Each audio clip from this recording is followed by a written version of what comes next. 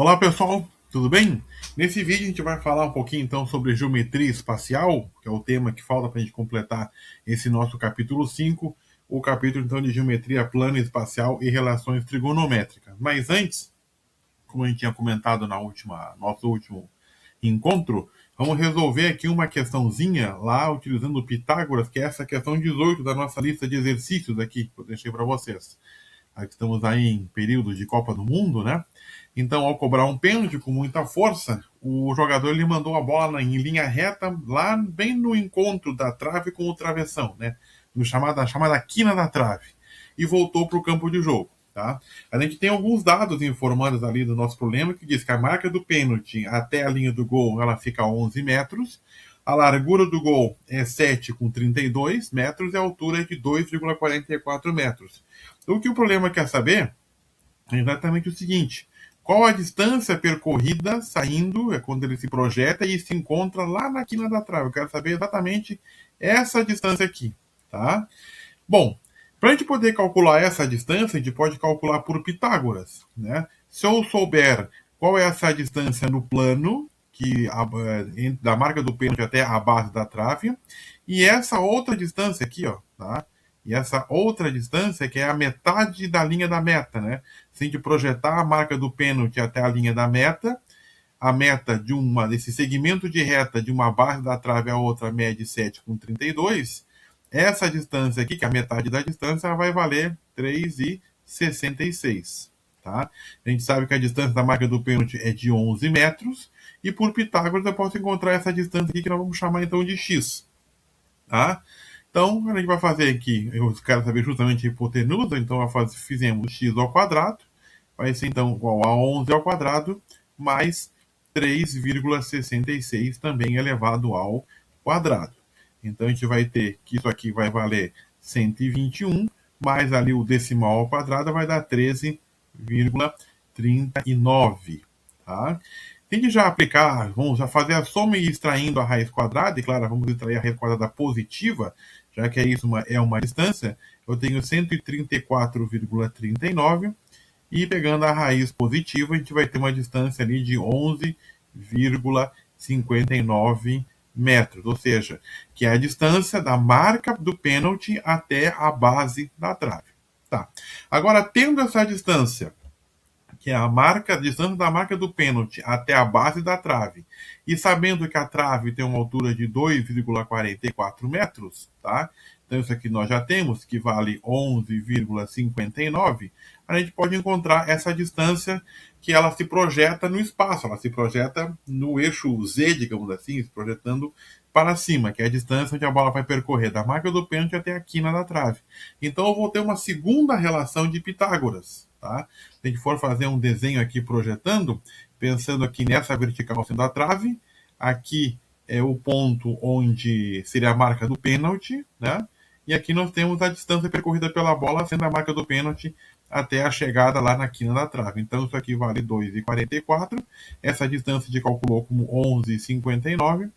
Então vamos calcular essa distância aqui, vamos chamar de h, também até porque não deixa de ser uma hipotenusa. Tá? Então teremos h ao quadrado, 11,59 elevado ao quadrado, mais 2,44 elevado ao quadrado. Já adiantando para a gente aqui, todo esse cálculo, a gente vai ter que tirar a raiz de 140,34, e a gente vai encontrar que essa distância da hipotenusa, que é a distância percorrida da bola até a marca do pênalti, até encostar lá na quina da trave, vai ser de 11,84 metros. Tá? Uma questão que eu achei bem interessante, que ela envolve aí duas aplicações de Pitágoras e uma observação visual de qual estratégia a gente vai conseguir. O que eu preciso calcular, o que o problema está me solicitando e que outras informações eu preciso determinar para poder chegar na resolução do problema.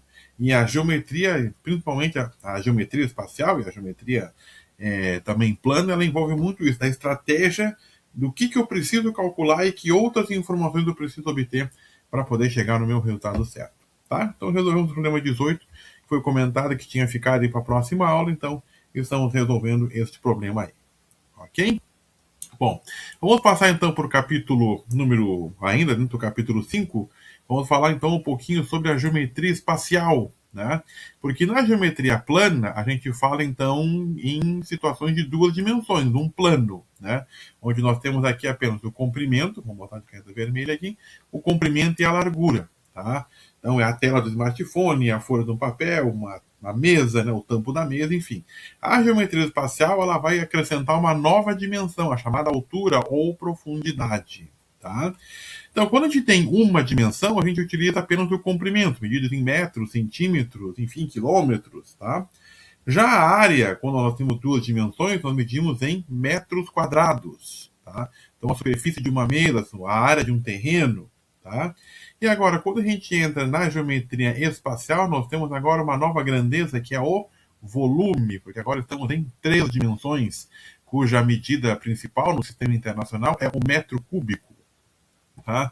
Que vai medir a capacidade, o espaço que pode ser ocupado por um determinado material, o armazenamento de um material e coisa do gênero. Tá? Então eu quis colocar para vocês aqui um retângulo informando, né, essas unidades de volume, o centímetro cúbico, que equivale também a 1 mililitro. Tá? Então um centímetro cúbico equivale a 1 ml, tá?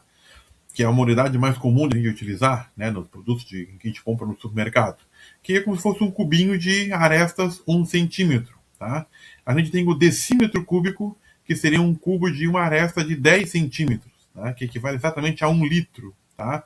E 1 metro cúbico é como se tivesse um cubo de uma aresta de 1 metro, e equivale exatamente a 1000 litros, que é, por exemplo, padrão de caixa d'água, padrão de piscina, a gente utiliza então em metros cúbicos. Tá?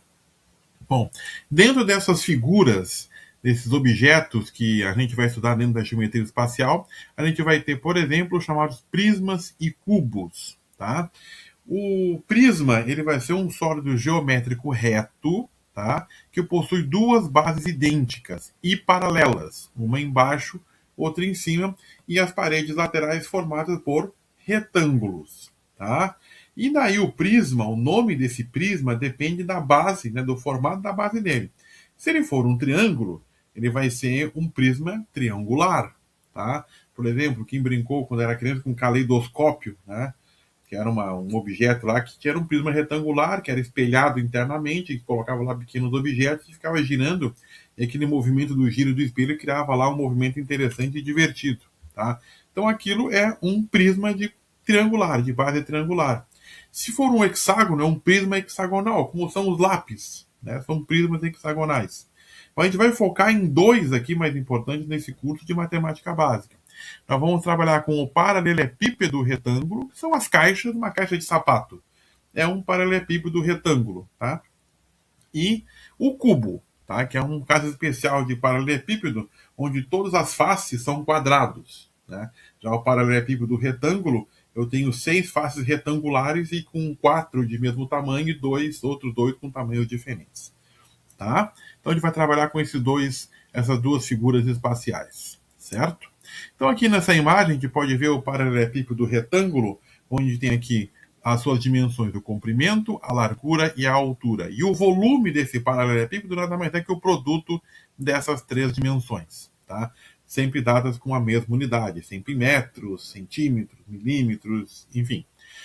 Já o cubo, a gente sabe que todos os seus lados são iguais, então tanto o comprimento, como a altura, como a largura, então tudo vai ser igual. Se a gente usar a mesma medida, então de A vezes A vezes A, a gente vai encontrar A ao cubo, que então é a formulazinha para o cálculo do volume de um prisma, no caso, um cubo. Tá? Então é bem simples, bem tranquilo a gente entender então o volume aí desses prismas retangulares. Tá? Então, por exemplo, aqui, uma empresa de logística precisa fabricar caixas de papelão no formato de um paralelepípedo com as seguintes dimensões. Eu tenho 50 centímetros de comprimento, 30 de largura, 40 de altura. Pede qual é o volume dessa caixa em litros. E daí vem as questões, né? Se fosse só multiplicar, a gente ia encontrar um volume em centímetros cúbicos. No caso, a gente encontra aqui 60 mil centímetros cúbicos. Tá? Então a gente sabe que 1 decímetro equivale a 10 centímetros, isso quando eu falo em uma dimensão. Agora, quando eu falo em volume, 1 decímetro cúbico equivale a 1000 centímetros cúbicos, porque eu estou levando tudo ao cubo. Estou levando isso aqui ao cubo e isso aqui ao cubo, tá? Porque eu estou falando em 3 dimensões. Então, 1 decímetro cúbico vai valer 1 na verdade, 1.000 centímetros cúbicos. Logo, se eu tenho 60.000 centímetros cúbicos, eu vou ter 60 decímetros cúbicos, logo 60 litros é a capacidade. Então a gente também tem que saber transitar entre as unidades de volume, entre metro cúbico, litro, milímetro cúbico, ou milímetro, centímetro cúbico, etc. Tá? Então, bem simples, bem tranquilo da gente compreender aqui. O cilindro, tá? O cilindro agora ele é um sólido geométrico interessante porque ele tem as bases que são circunferentes, são círculos, tá? Duas bases são círculos e eu tenho essas duas bases conectadas por uma superfície curva, tá? Então uma garrafa que seja homogênea, uma pilha, uma vela, tudo isso são cilindros, tá? E para a gente fazer algum cálculo com cilindro, eu preciso conhecer duas medidas desse objeto, que é o raio da base, tá? Que a gente sabe, né? Então, pegando lá um círculo, a gente tem ali a distância do centro até a beirada, então isso aqui é o meu raio. Então, o cilindro tem a base circular. E a altura, né? A distância entre as duas bases circulares. Qual é a altura, então, daquele meu objeto? Sabendo esses dois tópicos aqui, eu consigo, então, fazer qualquer cálculo que envolva, então, o cilindro, tá? O volume, então, de um cilindro, ele vai ser dado, então, como, se a gente for pensar, sempre pensando em área da base vezes altura, tá? Como a área da base a base é um círculo, tá? Então, a área do círculo, πr ao quadrado, multiplicado pela altura, que é h. Então, a gente consegue deduzir tranquilamente o volume de um cilindro, tá? Aqui um exemplo simples para a gente compreender essa ideia. Um reservatório de água aqui tem a base é um cilindro, cuja altura é de 5 metros, e tem o raio da base aqui, né? É um raio de 2 metros. Eu quero saber, então, qual é a capacidade máxima de armazenamento de água em litros, tá? Sendo que se eu tenho as medidas em metros, a gente certamente vai tirar esse volume em metro cúbico. Então, faz o produto do π, vamos arredondar aqui para um valor racional, né? 3,14. O raio ao quadrado, 2 ao quadrado, vezes 5, que é a altura, eu vou encontrar 62,8 metros cúbicos. A gente sabe que 1 metro cúbico, ele equivale a 1.000 litros. Então, fazendo uma regrinha de 3, ou simplesmente multiplicando por 1.000, eu vou encontrar que a capacidade desse reservatório é de 62.800 litros. Tá? Tranquilo também de a gente resolver problemas aí de cilindros. Tá? Outro sólido importante também são as pirâmides e os cones, porque até agora a gente viu os prismas, que são objetos, e os cilindros, eles sempre têm as paredes retas, né, unindo as bases e o topo, tá? Agora a gente vai ter sólidos que têm uma propriedade de se afunilarem à medida que vão subindo, né? E vão se encontrar no único ponto que a gente chama de vértice, tá?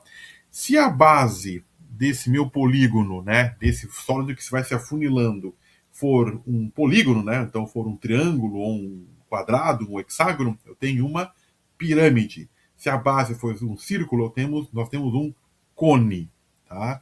Então observem aqui nessa imagem, ó. Então aqui eu tenho, por exemplo, uma pirâmide de base quadrada. Eu tenho um sólido de base quadrada cujos os vértices vão se encontrar, as arestas se encontram um ponto lá no alto que é o vértice. Então, nesse caso, como a base é um polígono, eu tenho uma pirâmide. Como aqui a minha base é um círculo, eu vou ter um cone, tá?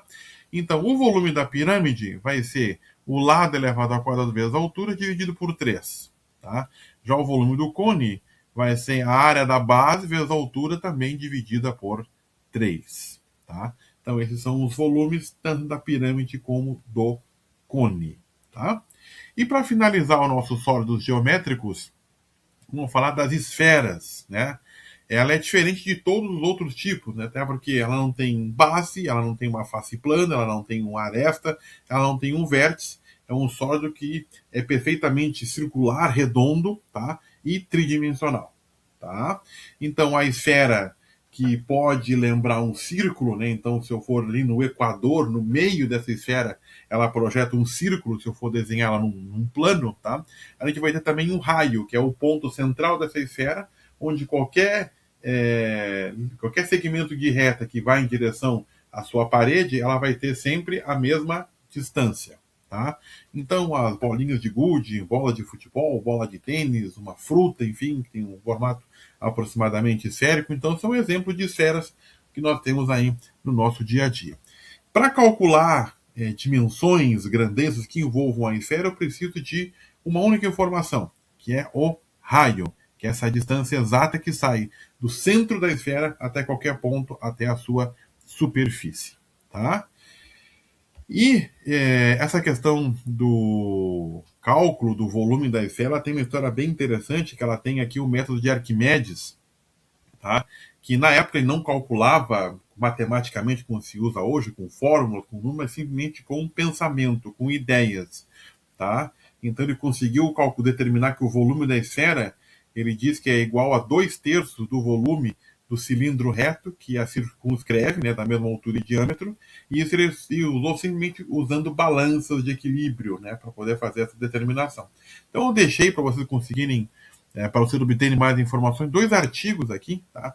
O artigo Arquimedes e a esfera, tem nesse endereço aqui, e Arquimedes, a esfera e o cilindro, né? São 2 textos curtos, tá?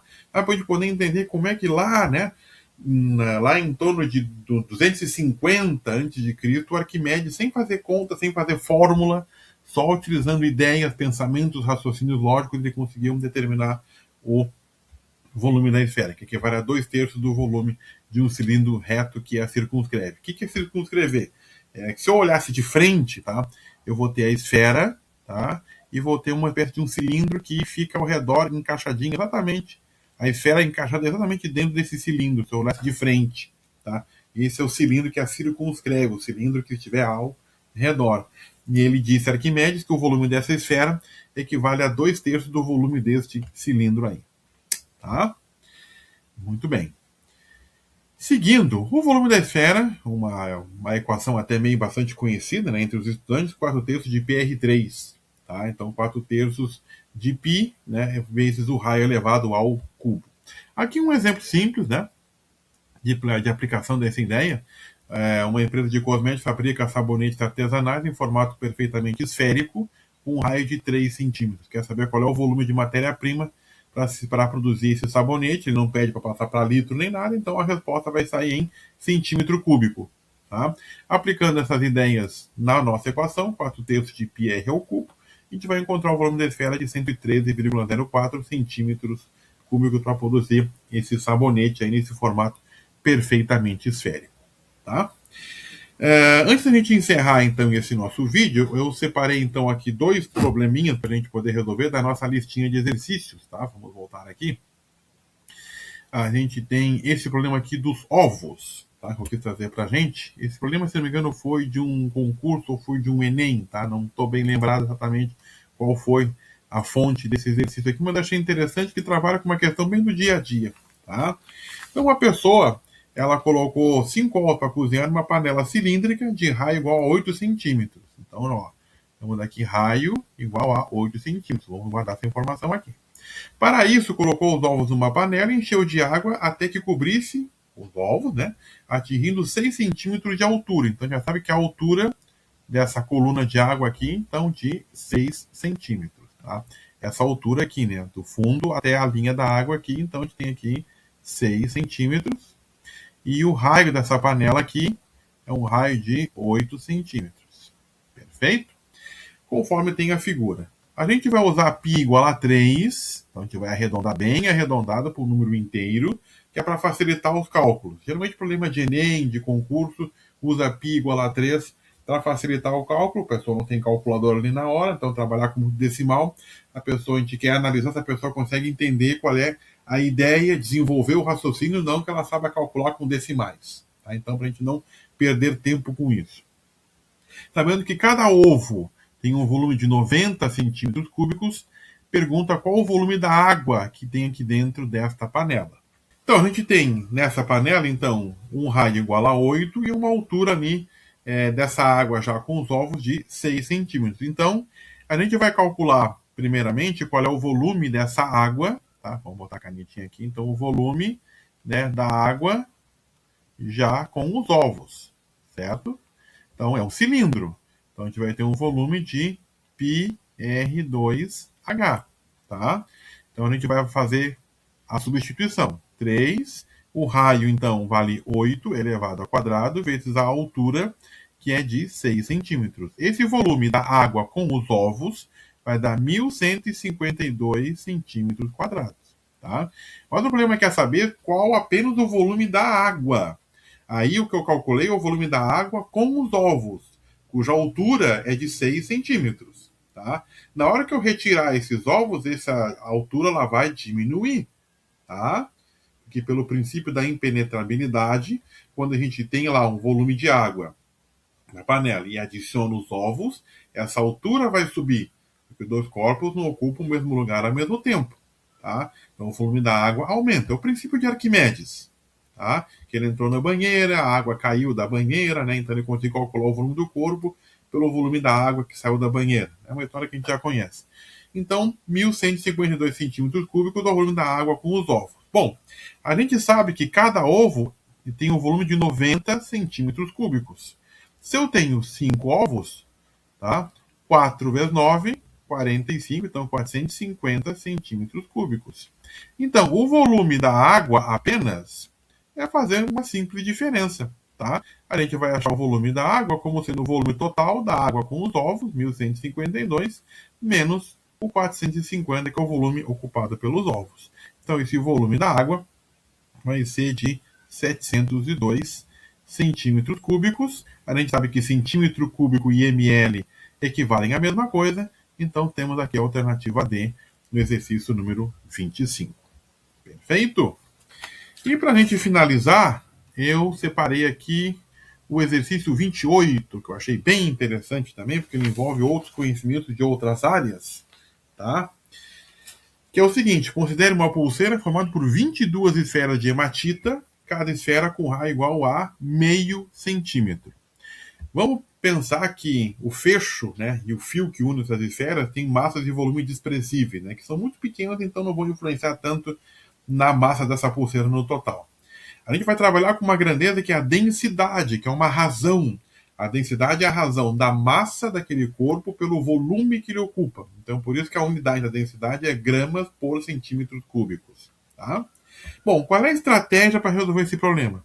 A primeira coisa, eu tenho que calcular qual é o volume de cada esfera, de cada pequena esfera ali. Então, sabemos 4 terços de πr3. Tá? O problema é que não fala nada em utilizar o π ou arredondar o π, então vamos utilizar o π como 3,14. Então, 4 terços de 3,14, arredondando para o número racional. O raio de cada esfera ali é de 0,5, então vamos aqui elevado ao cubo. Realizando essa série de operações, vai encontrar que cada esfera tem um volume de 0,52 centímetros cúbicos. Tá? Como nós temos 22 esferas, então o volume total das esferas, vamos multiplicar aqui por 22, a gente vai encontrar um volume total dessa minha pulseira de 11,5 centímetros cúbicos. Mas o problema não quer saber volume, o problema quer saber qual é a massa. Tá? A densidade, como eu falei para vocês, é uma razão entre a massa de um corpo e o volume que ele ocupa. Se eu tenho a densidade, que vale 5, e se eu tenho o volume que esse material, que esse corpo, né, no caso essa pulseira, ocupa, que é de 11,5, eu vou determinar então facilmente a massa. Eu passo ali o volume multiplicando pela densidade, 5 vezes 11,5. Então eu vou encontrar uma massa aqui exatamente de 57,57 centímetros, ou na verdade gramas, né? Gramas. Daí ele quer saber a massa em gramas. Essa pulseira é próxima de, como é 57,57, ele é próximo então de 58, letra C, neste exercício. Certo, gente? Então aqui falamos de geometria espacial, dos principais sólidos, então os prismas retangulares, então paralelepípedo e cubo. Falamos também ali das pirâmides e dos cones, dos cilindros e das esferas. Cada um tem as suas fórmulas de calcular e tem suas especificidades, né?